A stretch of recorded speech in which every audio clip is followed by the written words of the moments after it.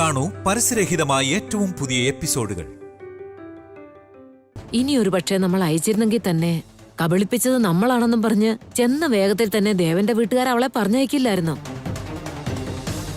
ദേ നോക്ക്, നടന്നതൊക്കെ അറിഞ്ഞാല് പിന്നെ നിന്റെ ഭർത്താവിന്റെ അവസ്ഥ എന്താവും?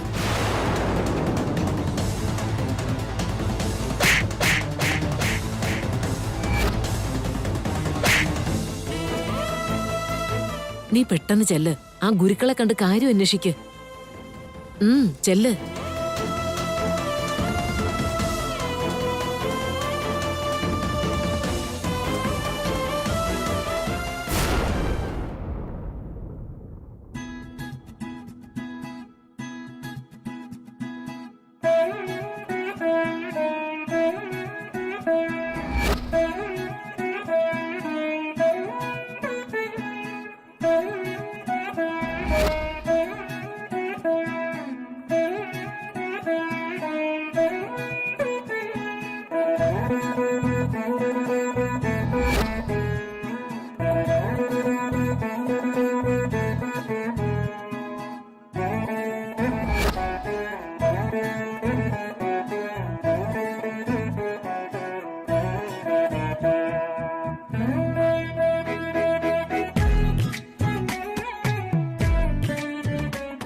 ഒരു നിമിഷം പോലും ദേവേട്ടൻ എന്നെ പിരിഞ്ഞിരിക്കാൻ പറ്റുന്നില്ല. ജീവനേക്കാൾ ഏറെയാണ് എന്റെ ദേവേട്ടൻ എന്നെ സ്നേഹിക്കുന്നത്. ദേവേട്ടന്റെ ഭാര്യയായിരുന്ന് ആ സ്നേഹം അനുഭവിക്കാനുള്ള എല്ലാ അവകാശങ്ങളും ഉണ്ടായിട്ടും ദേവേട്ടൻ തരാൻ ആഗ്രഹിക്കുന്നത് ഒന്നും സ്വീകരിക്കാനുള്ള ഭാഗ്യം എനിക്കില്ലാതായി പോയല്ലോ. എല്ലാം എന്നിലേക്ക് അർപ്പിക്കാൻ ആഗ്രഹിക്കുന്ന ദേവേട്ടൻ അത് മോഹിച്ച് മാറി നിൽക്കാൻ മാത്രം വിധിക്കപ്പെട്ട ഞാൻ. ഈ ജന്മം ഇതായിരിക്കും വിധി.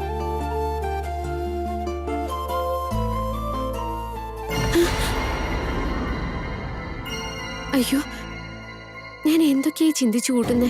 എനിക്ക് എന്താ പറ്റിയത്? ദേവേട്ടനെ ശ്രേയൻ തമ്മില് ഒന്നിപ്പിക്കുന്നതിനെ കുറിച്ച് മാത്രമേ ഞാൻ ചിന്തിക്കാൻ പാടുള്ളൂ. അതിന് എന്താ ഒരു വഴി? ദേവേട്ടനാണെങ്കിൽ എത്ര പറഞ്ഞിട്ടും എന്നെ മറക്കാൻ തയ്യാറാവുന്നില്ല. എന്നാ പിന്നെ എവിടേക്കെങ്കിലും ഇറങ്ങി പോവാന്ന് വെച്ചാ ഈ വീട്ടിലുള്ളവർ എന്നെ വിടുന്നുമില്ല. എങ്ങനെ ശ്രേയനും ദേവേട്ടനെയും തമ്മിൽ ഒന്നിപ്പിക്കാം? ദേവേട്ടനിൽ നിന്ന് ഞാൻ എങ്ങനെ ഒന്ന് രക്ഷപ്പെടാ?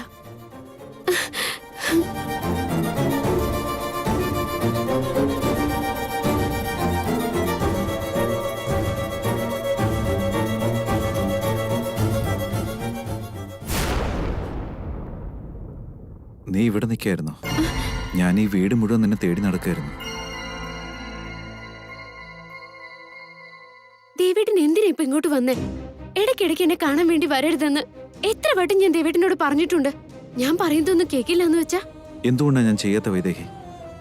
നിന്നെ എന്നിൽ നിന്ന് അകറ്റുന്നതോ അടുക്കാൻ തടസ്സമായി നിൽക്കുന്നതോ ആയ ഒന്നും എനിക്ക് പ്രശ്നമല്ല. അയ്യോ, എങ്ങനെയാ ദേവേട്ടനെ പറഞ്ഞൊന്നും മനസ്സിലാക്ക? ദേവേട്ടന്റെ മനസ്സ് മാറുന്നില്ലല്ലോ എന്നുള്ള വിഷമം ഒരു ഭാഗത്ത്, സത്യങ്ങൾ എപ്പോഴാ എല്ലാവരും അറിയാന്നുള്ള പേടി മറ്റൊരു ഭാഗത്ത്. അതിരിക്കട്ടെ, എന്തിനപ്പ ദേവേട്ടൻ ഇങ്ങോട്ട് വന്നേ? അത് പറഞ്ഞിട്ട് പെട്ടെന്ന് പോവാൻ നോക്ക്.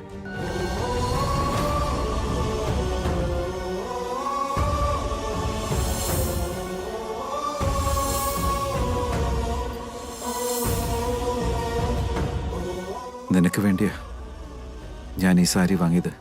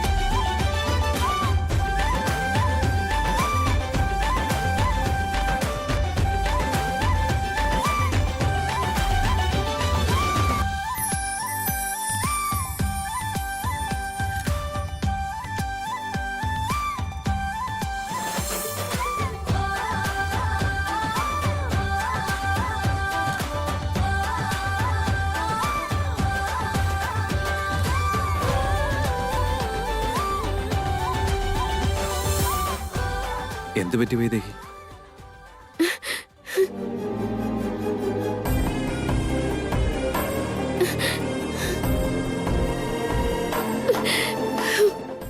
എന്താ നിനക്ക് ഈ സാരി ഇനി ഇഷ്ടപ്പെട്ടില്ല എന്നുണ്ടോ? അതോ ഇനി ഞാൻ വാങ്ങിച്ചത് ഇഷ്ടപ്പെടാഞ്ഞിട്ടാണോ?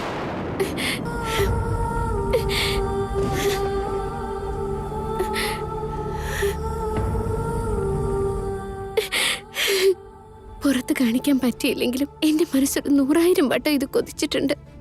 അപ്പൊ ഇഷ്ടപ്പെട്ടില്ല എന്നെങ്ങനെ പറയും? ദേവേട്ടൻ വാങ്ങിത്തരുന്ന സാരി ഉടുത്തോണ്ട് സാവിത്രി പൂജയ്ക്ക് ഇരിക്കണമെന്ന് ഞാൻ ഒത്തിരി ആഗ്രഹിച്ചതാ. എന്റെ മനസ്സ് വായിച്ചതുപോലെയല്ല ദേവേട്ടൻ ഇത് കൊണ്ടുവന്ന് തന്നത്. അപ്പൊ ഇത് ഇഷ്ടപ്പെടാതിരിക്കോ ദേവേട്ട?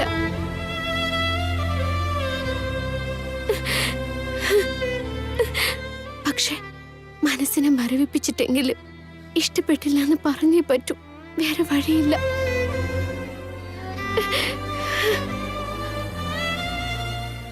നീ എന്താ വൈദേഹി ഒന്നും മിണ്ടാതെ നിൽക്കുന്നേ? എന്താ ആലോചിക്കുന്നേ? എന്താ ഞാൻ പറയേണ്ടത്? ഈ സാരി ദേവേട്ടൻ എനിക്കല്ല വാങ്ങിച്ചു തരേണ്ടിയിരുന്നത്, ശ്രേയയ്ക്ക.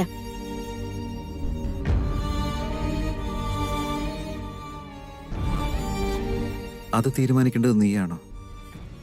സ്നേഹമുള്ളിടത്തേക്ക് നമ്മുടെ മനസ്സും സഞ്ചരിക്കുള്ളൂ വൈദേഹി. ഈ സാരി നീ തന്നെ ഉടുക്കേണ്ടത്. നാളെ ഈ സാരി ഉടുത്തോണ്ട് സാവിത്രി വ്രതം എടുക്കേണ്ടത് നീ തന്നെയാ. ഞാൻ എന്തിനു വ്രതം എടുക്കണം? അത് ദേവേട്ടിന് വേണ്ടി ശ്രേയ ചെയ്യണ്ടേ? ഇതുകൊണ്ട് ശ്രേയയ്ക്ക് കൊടുക്ക്. വൈദേഹി, എനിക്ക് വേണ്ടി നീ വ്രതം എടുക്കണമെന്നാ എന്റെ മനസ്സാഗ്രഹിക്കുന്നേ. ഇതൊക്കെ ഭാര്യയുടെ സ്ഥാനത്ത് നിന്നുകൊണ്ട് ശ്രേയ ചെയ്യേണ്ടതാ.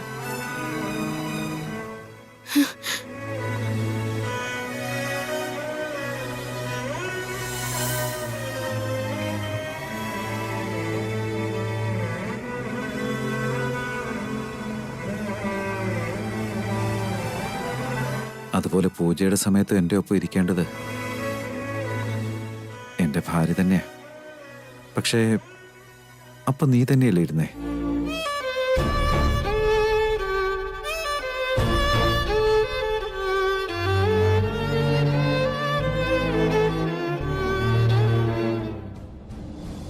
എന്റെ ഭാര്യയുടെ സ്ഥാനത്ത് നിന്ന് ചെയ്യേണ്ട ഓരോ കർത്തവ്യങ്ങളും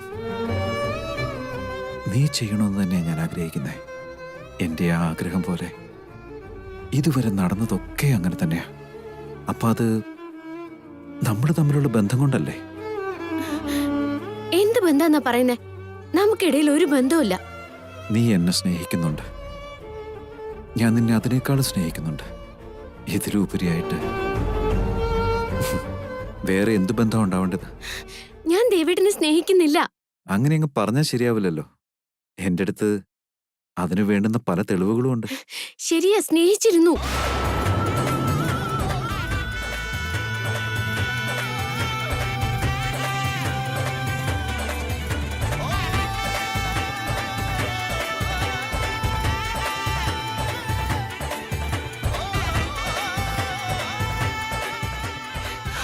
പക്ഷെ ഇപ്പോ അങ്ങനെയൊന്നുമില്ല. കാരണം ചോദിച്ചാ ദേവേട്ടനിപ്പോ എന്റെ അനിയത്തിയുടെ ഭർത്താവാ.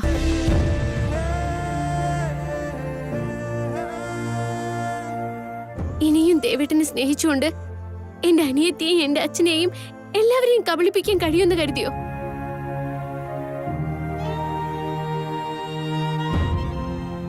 അതേസമയം ദേവേട്ടൻ സ്വന്തം കുടുംബത്തെ കുറിച്ച് ചിന്തിക്ക്. ദേവേട്ടനിപ്പോ ഈ വീട്ടിലെ ഇളയ മോനെന്നുള്ള സ്ഥാനം മാത്രമല്ല ഉള്ളത്.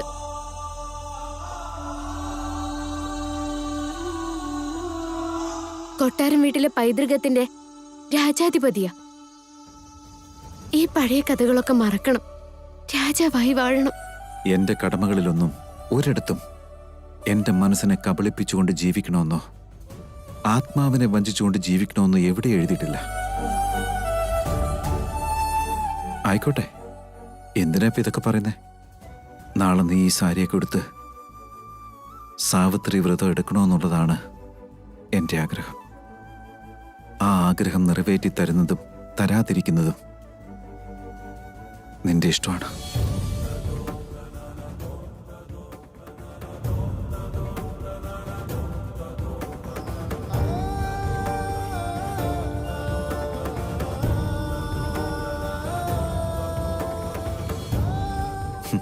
ഇപ്പൊ നീ എന്നെ സ്നേഹിക്കുന്നില്ലെന്നല്ലേ പറഞ്ഞേ?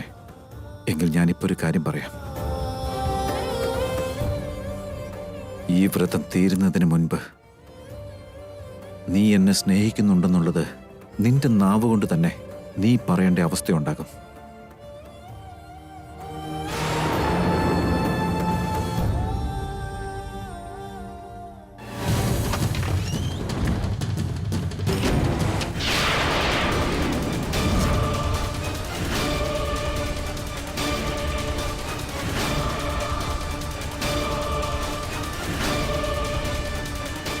അപ്പൊ ദേവട്ടം പ്രണയിച്ചത് വൈദിക ചേച്ചിയായിരുന്നു, ശ്രേയ ചേച്ചി അല്ലായിരുന്നു. അയ്യോ,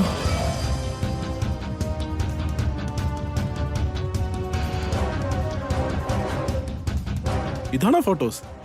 യാ, പെണ്ണിന്റെ ഫോട്ടോ കണ്ടിട്ട് എങ്ങനെ തോന്നുന്നു? അതിനവിടെ എന്തെങ്കിലും കണ്ടിട്ട് വേണ്ടേ? അതെന്താടാ, പെണ്ണിവിടെ ഉണ്ടല്ലോ. പെണ്ണൊക്കെ അവിടെ ഉണ്ട്, പക്ഷെ അതിൽ നിന്ന് ഏത് പെണ്ണാണെന്നൊന്ന് അറിയാൻ പറ്റുമോ?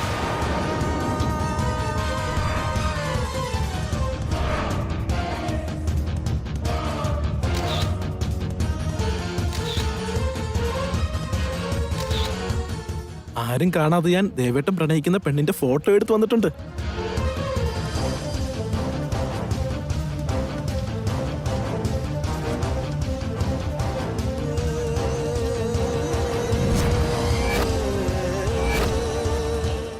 എടാ, ഇതെന്താണ് ഇത്? അതെന്താ ദേവേട്ടൻ അങ്ങനെ ചോദിച്ചു കളഞ്ഞേ? ശ്രേയച്ചിയുടെ ഫോട്ടോ.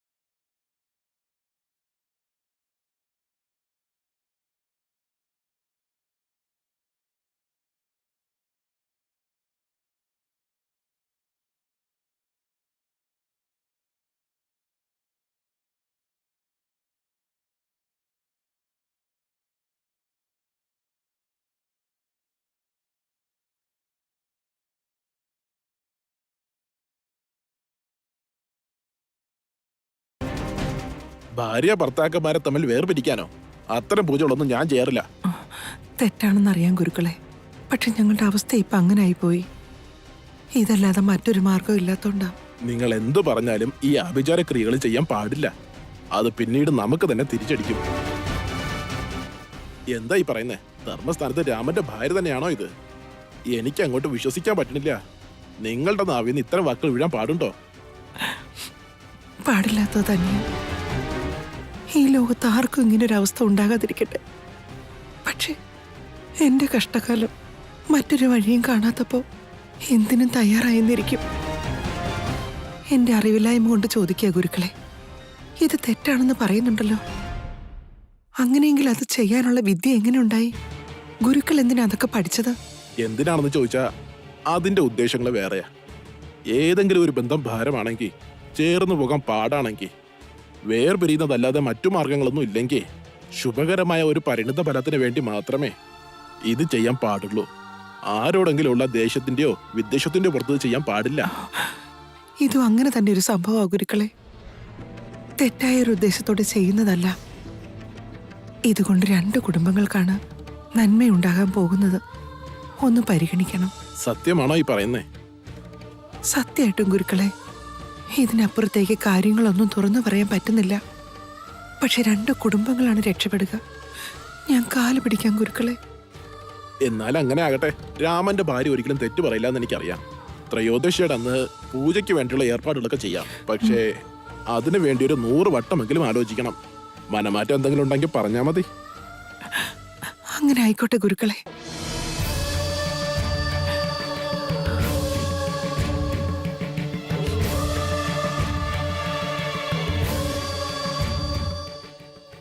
വൈദേഹി എനിക്ക് ഒത്തിരി ഇഷ്ടമാണെന്നറിയാലോ. സ്വപ്നത്തിൽ പോലും എനിക്ക് അവളെ ദ്രോഹിക്കാനാവില്ല. പക്ഷെ ഇപ്പോഴത്തെ അവസ്ഥയിൽ ഇതല്ലാതെ മറ്റൊരു വഴിയില്ല.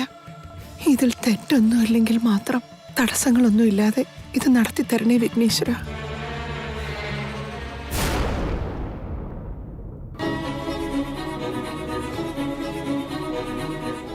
ദേവേട്ടൻ എന്തിനാ ഇപ്പൊ ഇങ്ങോട്ട് വന്നേ? ഇടയ്ക്കിടയ്ക്ക് എന്നെ കാണാൻ വേണ്ടി വരരുതെന്ന് എത്ര വട്ടം ഞാൻ ദേവേട്ടനോട് പറഞ്ഞിട്ടുണ്ട്. ശരിയാ, സ്നേഹിച്ചിരുന്നു. പക്ഷെ ഇപ്പോ അങ്ങനെയൊന്നുമില്ല. കാരണം ചോദിച്ചാ ദേവേട്ടൻ ഇപ്പോ എന്റെ അനിയത്തിയുടെ ഭർത്താവാ.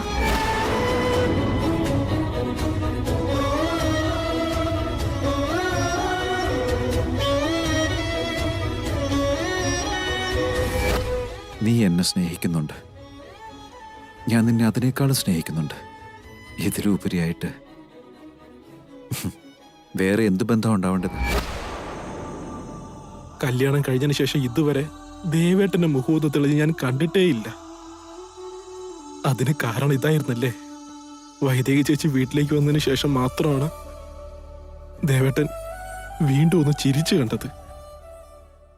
എവിടെയാണ് തെറ്റുപറ്റിയത്?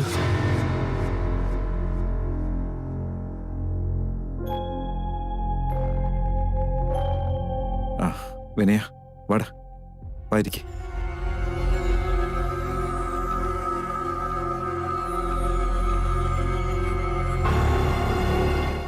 എന്താ ദേവേട്ട ഇത്? ഇതെങ്ങനെയാ സംഭവിച്ചേ? എന്തിനെ കുറിച്ചാണ് നീ ചോദിക്കുന്നേ? വൈദേഹി ചേച്ചിയോട് ദേവേട്ടൻ സംസാരിച്ചതെല്ലാം ഞാൻ കേട്ടു. ദേവേട്ടൻ പ്രണയിച്ചത് വൈദേഹി ചേച്ചിയല്ലേ, ശ്രേയ ചേച്ചി അല്ല അല്ലേ? പിന്നെന്തിനാ ശ്രേയ ചേച്ചിയെ കല്യാണം കഴിക്കാൻ പോയത്? നമുക്ക് തെറ്റുപറ്റിയത് എവിടെയാ ദേവേട്ടാ?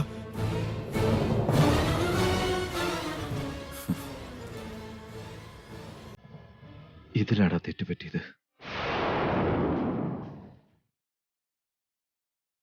ശ്രേയെ, ഈ മഫ്ലർ പിടിച്ചോ, ഞാനൊന്ന് കഴുകിട്ട് വരാം. പെട്ടെന്ന് വരണേ. എടാ വിനയ, ഞാൻ അവളെ കാണിച്ചു തന്ന അവര് ചിലപ്പോ തെറ്റിദ്ധരിക്കും. നീ നോക്ക, അവിടെ നിൽക്കുന്നുണ്ട് അവള്.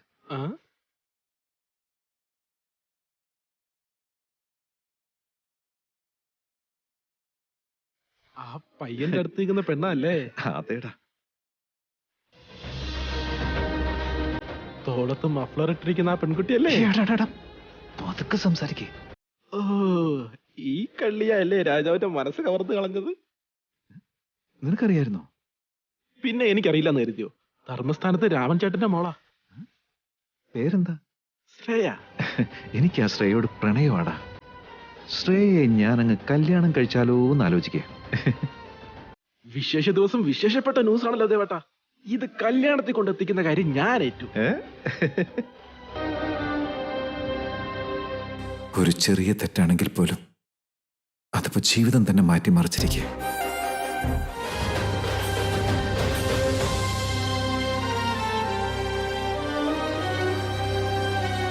എന്നുവെച്ചാ ഇതിനൊക്കെ കാരണം ഞാനായിരുന്നല്ലേ ദേവേട്ടാ?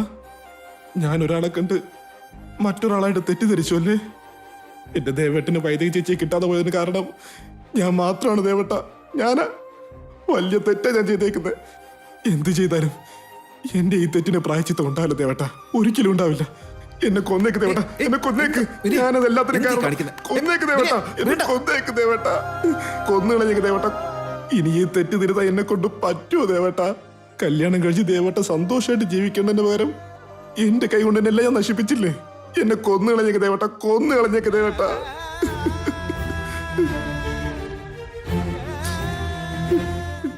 എടാ വിനയ, ആരുടെയും തലയിലെടുത്ത് മാറ്റാൻ ആർക്കും കഴിയില്ല.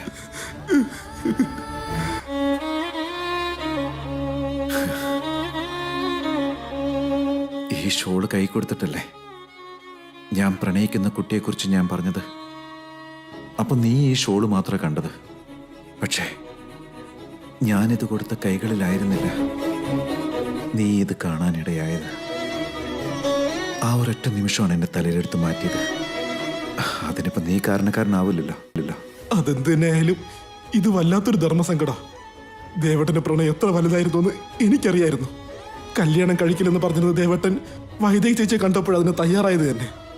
ഒടുവിൽ കല്യാണം കഴിച്ചത് മറ്റൊരു പെൺകുട്ടിയാണെന്ന് അറിഞ്ഞപ്പോ തൊട്ട് ദേവട്ടന്റെ മനസ്സ് എത്രത്തോളം വേദനിച്ചിട്ടുണ്ടാവും. ദേവട്ടനെ കൊണ്ട് ഇതെങ്ങനെ സഹിക്കാൻ പറ്റുന്നു? കഴിഞ്ഞു പോയതിനെ നമുക്ക് തിരുത്താൻ പറ്റിയിരുന്നെങ്കിൽ അത് ഞാൻ എപ്പോഴേ തിരുത്തിയെന്നെ വിനയ. പക്ഷേ എല്ലാം സഹിക്കാൻ പറ്റുന്നൊരു മനസ്സ് മാത്രം ദൈവം എനിക്ക് തന്നെ. എന്റെ പ്രണയത്തെ നഷ്ടപ്പെടുത്തിക്കൊണ്ട് എനിക്ക് ജീവിക്കാൻ കഴിയില്ല. പക്ഷേങ്കിൽ ആ ജീവിതം തിരിച്ചു പിടിക്കാനായിട്ട് എനിക്ക് കഴിയുന്നില്ല വിനയ. ഈ ജീവിതം ഇങ്ങനെ വിഷമിച്ച് തീർക്കാനുള്ളതായിരിക്കും.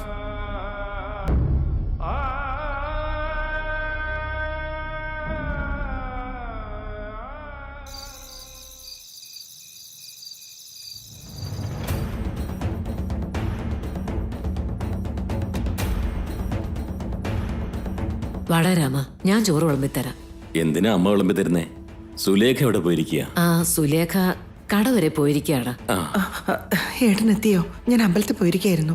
ഞാൻ വിളമ്പി തരാം, വാ. അമ്പലത്തിൽ പോയതോ? അമ്മ കടയിൽ പോയിരിക്കുകയാണെന്നാണല്ലോ പറഞ്ഞത്. അത് ശരിയാടാ, കടയിൽ കയറിയിട്ട് അവൾ അമ്പലത്തിലും പോയിട്ടേ വരൂന്നാ പറഞ്ഞത്. ഓരോന്നും വിവരിച്ച് പറയണോന്ന് വെച്ചാ എങ്ങനെയാ? നീ കയറുക, സമയം ഒരുപാടായി.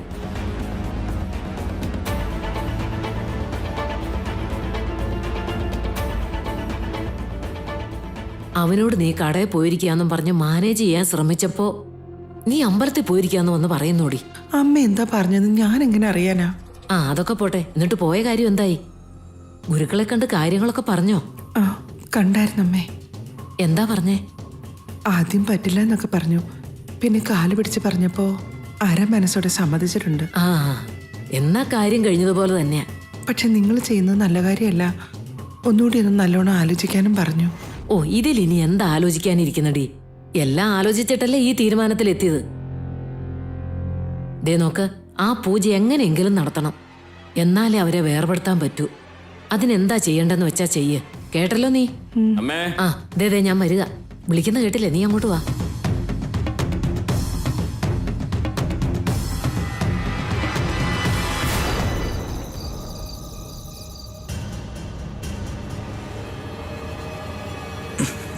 ആ